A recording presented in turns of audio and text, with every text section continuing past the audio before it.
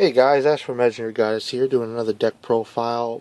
So we're going into set 12, but kind of before we get there, we're going to be heading into, well, we just headed to the new trial decks for Link Joker and Shadow Paladin.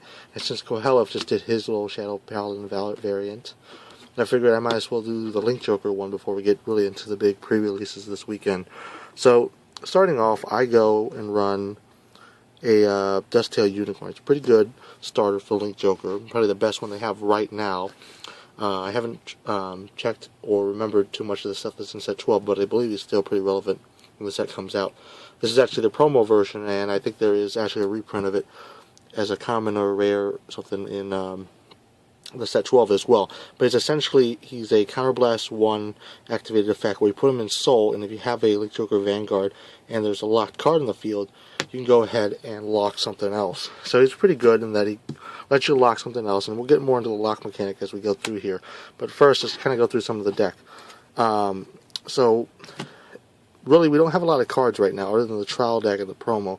So yeah, this deck profile is kind of worthless. But I'm just kind of doing more content here and showing you guys what I run. So I run basically rainbow triggers right now because you have to as Link Joker, honestly. But if we couldn't, I'd probably do 8 crit, 4 draw, maybe even 5 draw type of thing. But the stands are pretty decent. They're okay. I mean, rainbow triggers aren't bad. After you play them for a while, you realize that rainbow triggers are pretty strong in general. And moving on to the grade 1s real fast here. I run 4 of the binary stars because I have to. Really, I don't. 8K is pretty strong, and you like to ride him. He's a good ride, but in general, you don't want them because later on you're going to be moving to Star-vader stuff. Unless you're running Schwarzschild or however you pronounce it, you really won't be seeing much of him. And I'll probably replace this with the perfect guards once they're out. So 4 of that guy. 4 of the 10K attackers. Not really much choice here. It's pretty good either way. 10K attacker and kind of the standard archetype Star-vader thing here.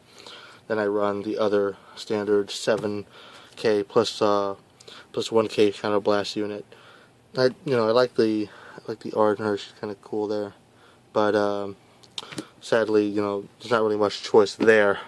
And then last, I run 2 Star-vader Aurora Eagles. Now this is a 10K booster if you have more rear guards than your opponent, and you can easily achieve that with Link Joker because a locked unit doesn't count as a unit that exists on the field, right?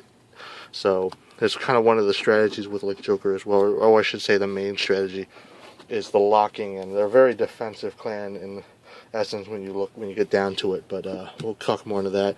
So for grade 2s, I run 4 of these bad boys, these Mobius Breath Dragons, and well, in general, they're kind of worthless if you don't ride it in grade 2. That's why I'm running 4 of them, and you don't have many good choices right now is the trial deck really. But he is when he hits a Vanguard and he's your Vanguard, you can choose a rear guard to lock it, and that's really strong. In most of the trial deck variants of a deck that you don't have a lot of support for, you want to run a 10K, you want to ride the 10K, but in Link Joker you want to ride this.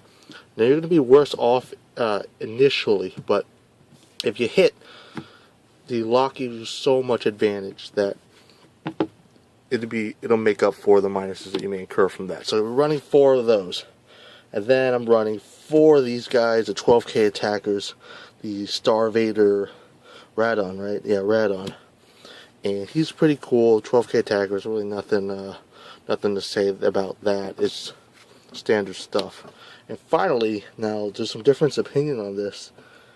I run the 11K Hulsar Bear, and basically he's only 11K if you have more units than your opponent. Again, you need the lock stuff, but you want to be riding the 9K anyway, so it doesn't really hurt that this is not the 10K.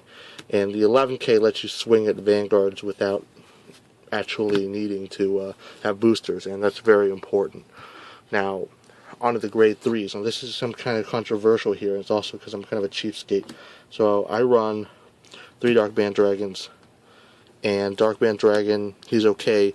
He's your, I wouldn't say he's your Star Vanguard, which is kind of funny because usually the non-break ride is your Star Vanguard, but in Link Joker that's not the case. So this guy is a limit break 4, counterblast 1 Star-vader, and choose one of your opponent's rear guards in the back row and lock it. So you can combo this guy with this unicorn here, lock the Vanguard booster, and then lock the front row. Now you always want to lock the front row with this, but we'll get more into that in just a sec here. So he's pretty good in that he allows you to lock. It's an activated lock, so it's good in that its own right. And if you have more rear guards than your opponent, he swings for 13. So not bad. Definitely a lot better choices when set 12 comes out, or a lot better choice with Nebula Lord. But for now, that's not that bad. And then I run one of this guy because Star-vader Francion, because I don't have 4 Dark Band Dragons, because I don't have enough promos or whatever. But also, I kind of don't mind it. I'm almost actually thinking of, sorry about that, thinking of taking out one Dark Band Dragon for another one of these, because really, you don't want to ride Dark Band Dragon or this. So 2 of those is fine. And this on rear guard is not bad, because you don't use your counterblast a lot in this deck either. Or at least this current incarnation. So this can maybe a 13k, and since you have stands, you know, it can do things actually. Swing 13, stand, have a booster, something nice there. So it's not that bad. Now we move to the star of the deck. 4 Infinite Zero Dragons. This is the break ride. This is the bread and butter of Link Joker. This is what makes Link Joker scary. Break ride plus 10k, lock something in the front and the back. Basically, you shut down the Vanguard booster, you shut down a rear guard, making it 2 attacks.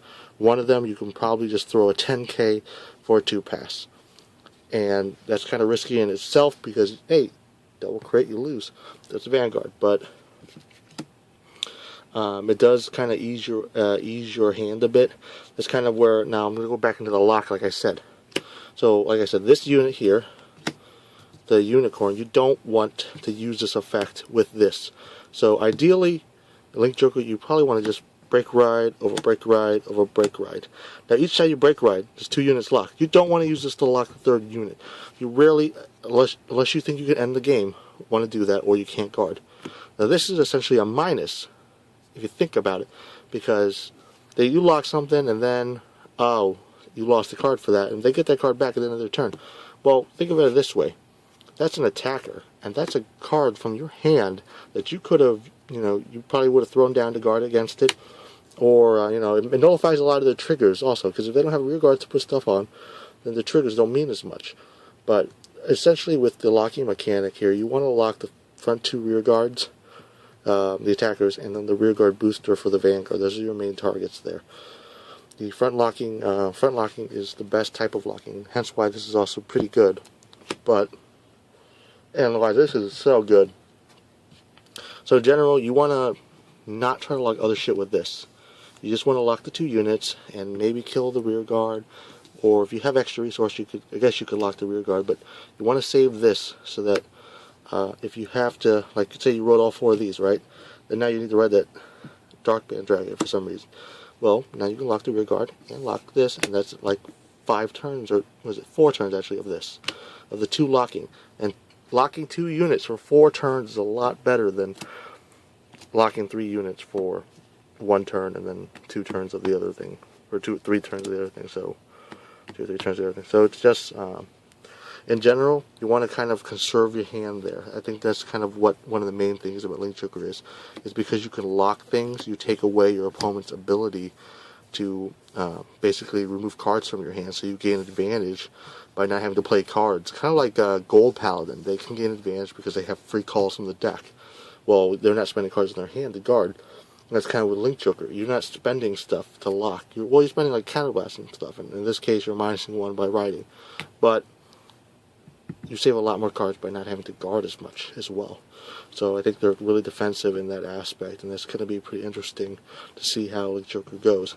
Now, kind of moving on to some of the things of this week, I plan to do hopefully a pre-release kit opening for you guys, and that'll be pretty interesting there. People love to see that, and maybe we'll we'll go with some other things there. Maybe I can improve this deck a little bit before the set comes out. But we are doing 2 to 3 case openings for this. I don't think we'll do a full case video because it's not very interesting. But we'll do some result videos so you guys can see. And then we have some basically the stuff that the decks that we're going to be doing. Qual's going to be doing a lot of the Gold Paladin, Shadow Paladin stuff, and I'll probably be doing a lot of the Link Joker, and we'll see what else comes out of that. But anyway, this has been Ash from Imagineyourgoddess, and thanks for watching. See you guys next time.